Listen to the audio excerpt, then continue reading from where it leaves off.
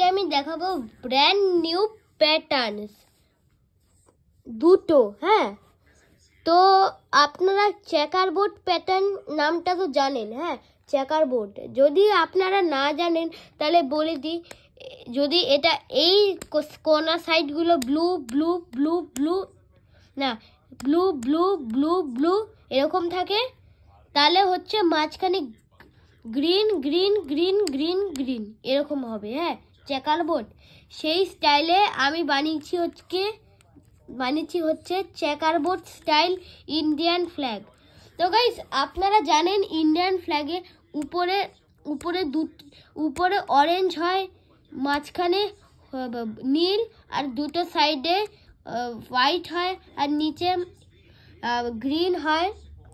এটা আমার favourite colour, আপনারা জানেন। সেরকমই আমি চেকার বোর্ড স্টাইলে আমি বানিয়েছি। আপনারা এরকমভাবে হাফ বুঝতে পাচ্ছেন, কিন্তু এটা যদি আপনারা 45 বা 90 ডিগ্রি রোটেট করেন তাহলে আপনারা বুঝতে পারবেন। একটু জল দাও তো।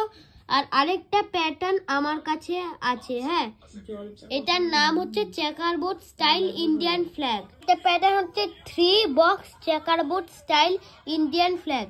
তো গাইজ, আমি যে দেখালাম চেকার বোর্ড স্টাইল ইন্ডিয়ান ফ্ল্যাগে, ওখানে আপনারা নোটিস করেছেন এই দুটো কোনা বক্স হচ্ছে হোয়াইট ছিল।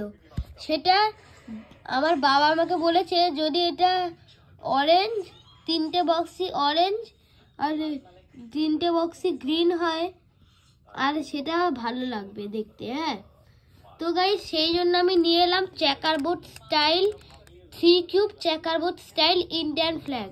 দেখুন তো গাইজ, আমি আবার ইন্ডিয়ান ফ্ল্যাগটাকে আবার দেখাচ্ছি। হ্যাঁ,